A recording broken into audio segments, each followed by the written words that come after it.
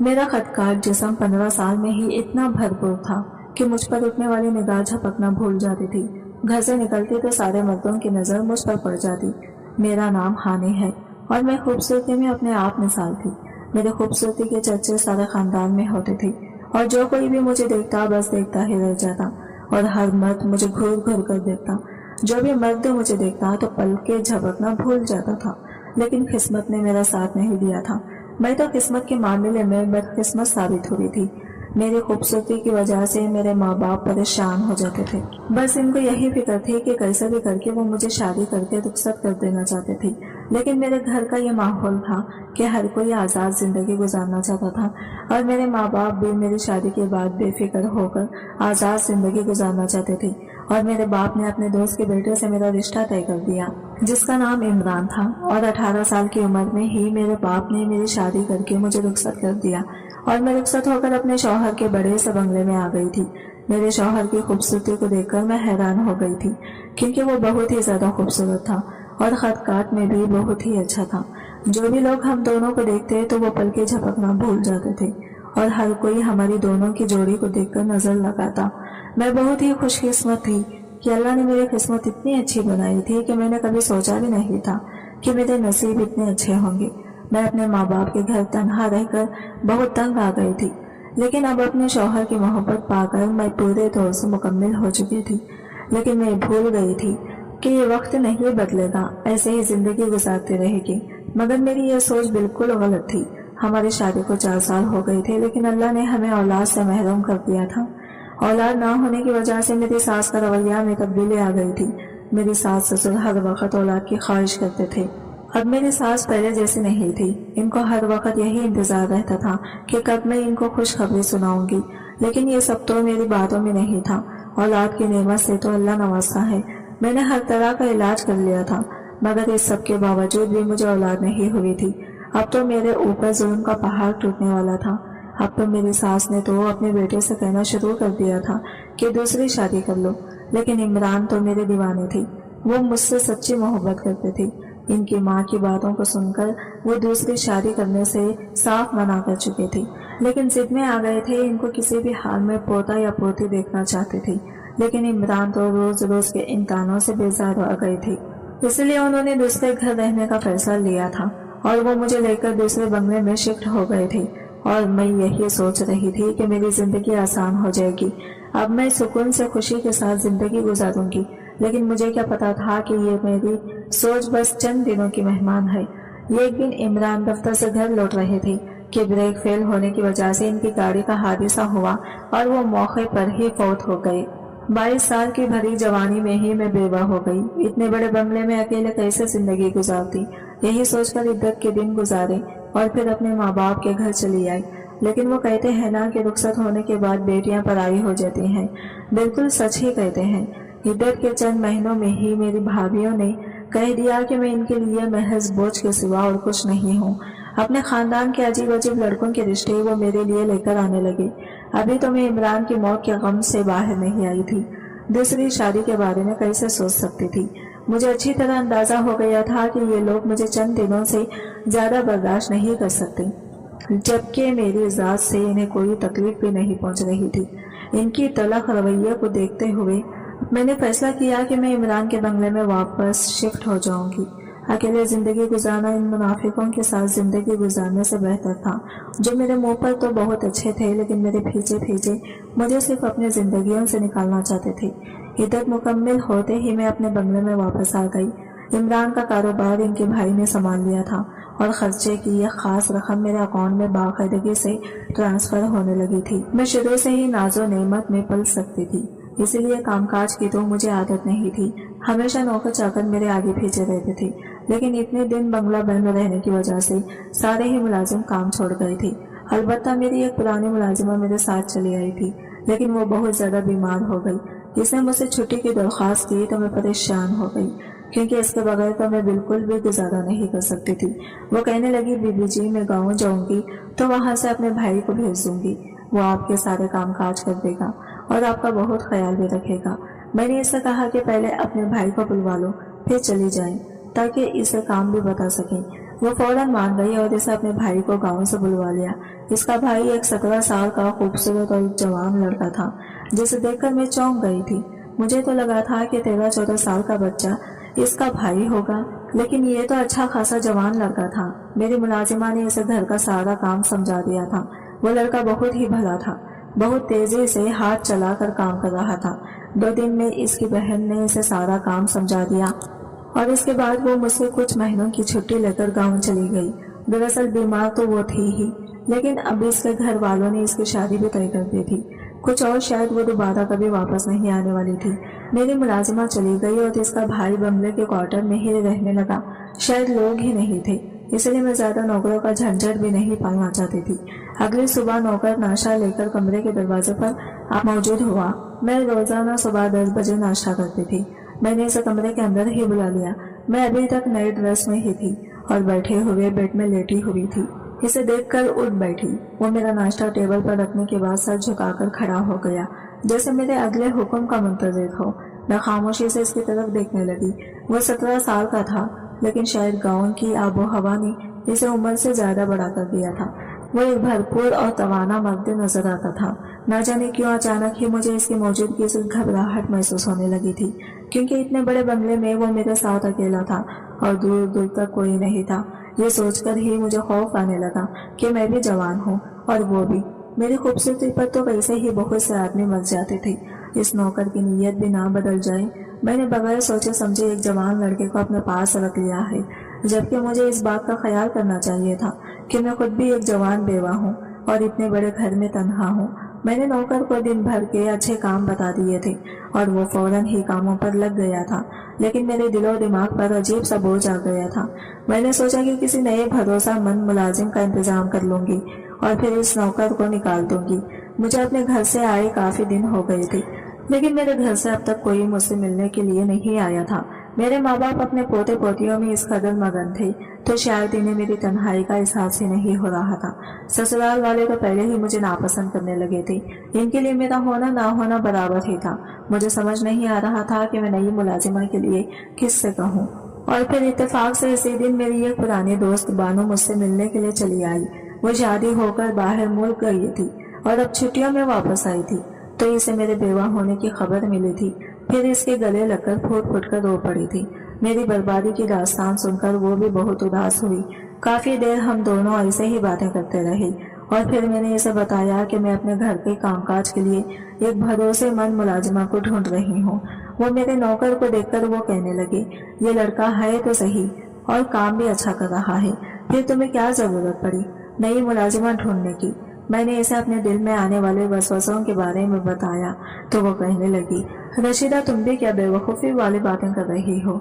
खुद ही कह रही हो कि इसकी बहन सालों से तुम्हारी वफादार मुलाजिमा है और ये नौकर भी बहुत शरीफ है, और फिर खुद भी परेशान हो रही हो। मेरी मानो तुम नई मुलाजिमों की झंझट में ना पड़ो। आजकल की मुलाजिमें भी कुछ कम नहीं है, बेहिसाब छुट्टियां करती हैं, और दूसरी बात यह है कि एक घर की खबर दूसरे घर में पहुंचा देती हैं। तुम तो वैसे ही अकेली रहती हो, खुदा न खासा कहीं नई मुलाजिमा तुम्हें नुकसान न पहुंचा दे। बानू की बात सुनकर तो मैं मजीद परेशान हो गई। वो ठीक ही तो कह रही थी।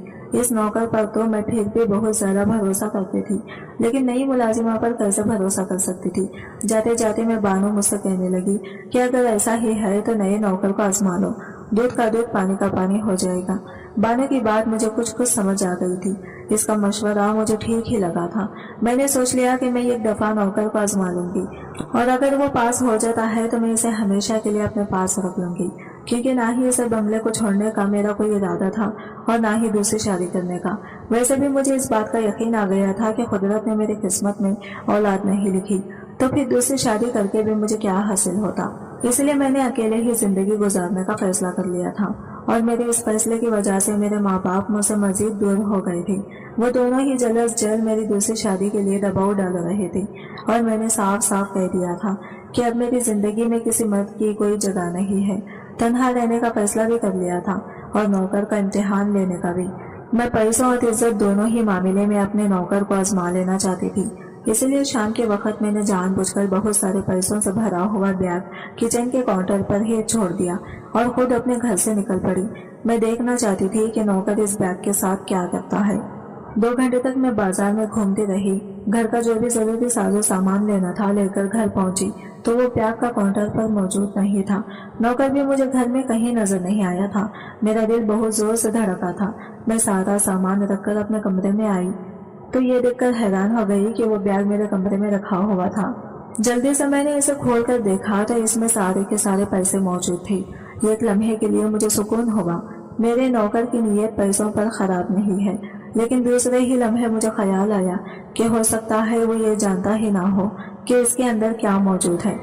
इसलिए मैंने दूसरी तरह से इसका इम्तिहान लेने का सोचा।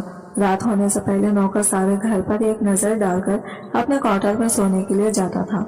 मैंने जानबूझकर कुछ पैसे क्वार्टर जाने वाले रास्ते पर गिरा दिए। मुझे यकीन था कि ये पैसे नौकर की नजरों में जरूर आएंगे। मैं अपने कमरे में पर सुकून से लेट गई और मुझे सुबह का इंतजार था। मैं देखना चाहती थी कि इस इम्तिहान में वो पास होगा या फिर। मैं सोच रही थी कि सारी रात शायद मुझे इंतजार में नींद न आए, लेकिन ये मेरी गलत फहमी साबित हुई। मुझे कमरे में आकर ज्यादा देर ना गुजरी थी कि कमरे का दरवाजा बजने लगा। पहले तो मैं हैरान हुई, लेकिन नौकर की आवाज सुनकर मैंने इसे अंदर आने की इजाजत दे दी। वो सर झुकाए कमरे में आया और मेरे आगे पैसे रखकर कहने लगा कि ये इस क्वार्टर के रास्ते पर मिले हैं और ये इसके नहीं है। नौकर की वफादारी ने मुझे हैरान कर दिया था। वो पैसे तकरीबन लाख के करीब थे। मैंने नौकर से कहा कि ये पैसे मेरे भी नहीं हैं, तुम चाहो तो ये पैसे रख सकते हो। मैं इसे इसकी वफादारी का इनाम देना चाहती थी। नौकर हाथ जोड़कर कहने लगा, मालकिन मैं हलाल का लुकमा खाता हूँ। मैं नहीं जानता ये पैसे आपके हैं या किसी और के, लेकिन ये मेरे नहीं है, इसलिए मैं इन्हें किसी सूरत में नहीं रख सकता। वो खाली हाथ वापस चला गया और पैसे मेरे सामने पड़े रह गए। मेरा दिल इस बात पर राजी हो गया कि नौकर की नीयत बिल्कुल साफ है और वो कभी भी मेरी किसी भी कीमती चीज को हाथ नहीं लगाएगा। अब सिर्फ एक ही चीज रह गई थी और वो थी हम दोनों के दरमियान की इज्जत। मैं अभी भी जवान थी और वो भी जवानी के दहलीज पर कदम रख चुका था। ऐसे में हमारा एक साथ बंगले में वो भी जवानी के दहलीज पर कदम रख चुका था। ऐसे में हमारा एक साथ बंगले में रहना ठीक नहीं था। ये बात मैं भी जानती थी, लेकिन मैं किसी गैर शख्स को अपने साथ नहीं रखना चाहती थी। अगर नौकर आखिरी मरहले को पार कर जाता तो वो हमेशा के लिए मेरा वफादार मुलाजिम बन जाता। और ये सोचकर मैंने सुर्ख रंग की साड़ी पहन ली और 16 श्रृंगार कर लिया, जबकि बेवा होने के बाद से मैंने कभी इतना श्रृंगार नहीं किया था। मैंने एक नजर आईने पर डाली तो मैं कयामत ढाड़ रही थी। मेरी नजरें अपने ही हुस्न पर नहीं ठहर पा रही थी, तो नौकर कैसे मेरी इस खूबसूरती का लिहाज कर सकता था। मैं पूरी तरह तैयार होकर डाइनिंग टेबल पर जाकर बैठ गई। नौकर से कहा कि वो शाम की चाय लेकर मेरे साथ ही बैठ जाए। नौकर सर झुकाए शाम की चाय लेकर आ गया तो मैंने इसे जबरदस्ती अपने सामने बिठा लिया और इसके बारे में सवाल पूछने लगी। वो कभी कभी मुझे नजर उठाकर देखता और फिर फौरन ही नजर झुका लेता। मुझे इसका यह अंदाज बहुत पसंद आ रहा था। इसने एक दफा भी नजर भरकर मुझे नहीं देखा था तो मेरे हर सवाल का जवाब बहुत ही मजहब अंदाज में दे रहा था। ऐसे लगता था जैसे वो बाइज्जत और शर्मा हया का पीकर हो। सच तो यही था कि मैं नौकर के किरदार से मुतासिर हुई थी। चंद दिन और इसका इम्तिहान लेना चाहती थी, इसलिए हर दिन मैं नई लिबास पहनती और कभी इसे डाइनिंग रूम में अपने पास बिठा लेती तो कभी बाग में। एक दिन रात के वक्त मैं इसके क्वार्टर के पास पहुंच गई और इसे आवाज देकर बाहर बुलाया तो वो फौरन ही चला आया। मैंने गुलाबी रंग की नाइटी पहनी हुई थी। मुझे यकीन था कि नौकर मुझे एक नजर भरकर जरूर देखेगा, लेकिन वो आज भी सर झुकाए खड़ा था। मैंने नौकर से कहा, मुझे नींद नहीं आ रही, मुझे काफी बना कर दे।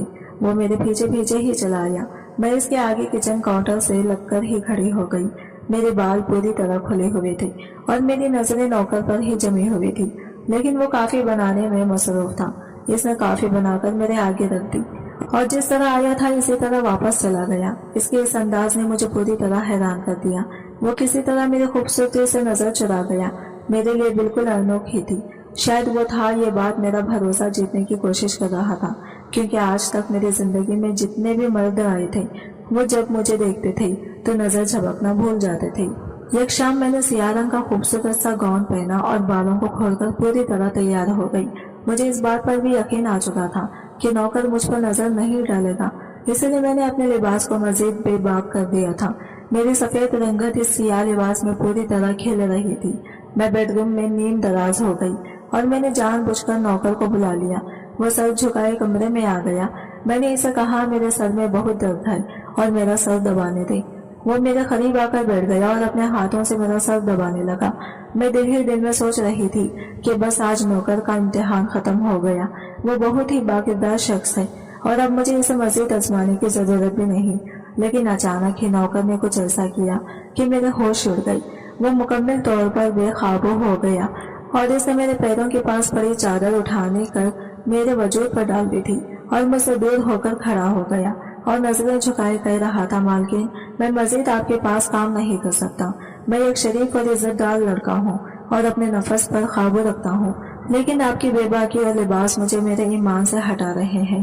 میں ایک مرد ہوں اور قدرتی طور پر کسی عورت کی طرف کشش رکھتا ہوں، لیکن آج تک میں نے اپنے کردار کو پوری طرح بچا کر رکھا ہے۔ لیکن اب یہ میرے لیے بہت مشکل ہو چکا ہے۔ میں اور آپ اس بنگلے میں تنہا رہتے ہیں اور اب مجھے ایسا محسوس ہونے لگا ہے کہ جیسے ہمارے درمیان تیسرا شیطان آ چکا ہے۔ مجھے اس بات کا ڈر ہے کہ ابھی تک تو میں نے خود پر قابو رکھا ہے، لیکن کہیں کسی دن میں اپنے نفس کا غلام بن کر کوئی ایسی حرکت نہ کر بیٹھوں کہ زندگی بھر اپنے آپ سے بھی نظر نہ ملا سکوں۔ وہ لمبا چوڑا جوان مرد میرے آگے کھڑا آنسو بہا رہا تھا اور میں شرمندگی کے گہرے سمندر میں غرق ہو گئی تھی۔ وہ عزت سے اپنا کام کر رہا تھا، لیکن میں ہی اسے ورقلانے جیسی حرکت کرنے لگی تھی۔ نہ جانے میں اس کا امتحان لے رہی تھی یا خود کو اس کے آگے پیش کر رہی تھی۔ اب مجھے احساس ہو رہا تھا کہ میں نے کتنی بڑی غلطی کرتی تھی۔ وہ ٹھیک ہی تو کہہ رہا تھا، اگر کسی کمزور لمحے میں وہ اپنے آپ پر قابو نہ رکھ پاتا اور میرے ساتھ کچھ غلط کر بیٹھتا تو میں اپنی عزت بھی گنوا بیٹھتی اور اسے بھی بد کردار سمجھ لیتی، جبکہ غلطی تو سراسر میری اپنی تھی۔ وہ واپس جانے کے لیے اجازت مانگ رہا تھا۔ میں نے اس کے آگے ہاتھ جوڑ دیے اور اسے کہا کہ مجھے معاف کر دے، میں تو بس اس کا امتحان لینا چاہتی تھی، لیکن خود بھی ناکام ہو گئی۔ میں اس کے آگے خود کو بہت چھوٹا اور کمتر محسوس کر رہی تھی۔ نوکر کہنے لگا، مالکن آپ خوبصورت بھی ہیں اور جوان بھی ہیں، آپ کو میرے جیسے لڑکے کو ملازم رکھنے کی بجائے کسی اچھے اور نیک شخص سے شادی کر لینا چاہیے۔ میں نے اسے بتایا کہ میرا اعتبار رشتوں پر سے اٹھ گیا ہے، کیونکہ میں جس اعلیٰ طبقے میں رہتی تھی وہاں رشتوں اور جذبات کی کوئی حیثیت نہیں تھی۔ میرے اپنے ماں باپ 2 دن پہلے کچھ مہینے کے لیے میرے بڑے بھائی کے پاس امریکہ چلے گئے ہیں۔ ویسے بھی وہ لوگ جب تک یہاں تھے تب تک بھی ان کا ہونا نہ ہونا میرے لیے برابر تھا۔ نوکر کہنے لگا، آج نہیں تو کل آپ کو اپنی زندگی میں آگے بڑھنا ہی ہے۔ میں کچھ عرصے تک آپ کے پاس ملازم رہنے کے لیے راضی ہوں، لیکن آپ کسی دوسرے ملازم کا انتظام جلد کر لیجیے۔ میں گہری آہ بھر کر رہ گئی تھی۔ میں نے اپنی نادانی میں ایک وفادار ملازم کو کھو دیا تھا۔ میں جان گئی تھی کہ اب وہ کسی بھی صورت ہمیشہ میرے پاس نہیں رہے گا۔ کچھ دن بعد نوکر نے گاؤں کی ایک لڑکی کو میرے پاس ملازم رکھ دیا تھا اور خود مجھ سے آخری ملاقات کر کے ہمیشہ کے لیے گاؤں لوٹ گیا تھا۔ آج بھی میں جب بھی اس نوکر کو یاد کرتی ہوں تو میری آنکھیں بھیگنے لگتی ہیں۔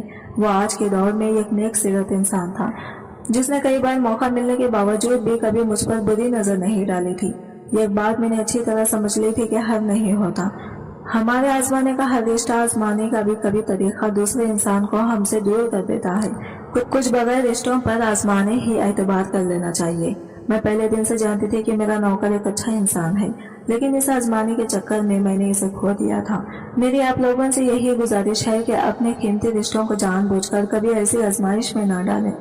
آج کی ویڈیو کہانی آپ کو کیسی لگی کمنٹ کر کے ضرور بتائیے گا، اور ویڈیو اچھی لگی ہے تو لائک شیئر ضرور کیجیے گا۔ ہمارے چینل کو سبسکرائب کریں فرینڈس۔ ملتے ہیں اگلے نئی ویڈیو کے ساتھ، تب تک کے لیے بائے بائے، ٹیک کیئر، اللہ حافظ۔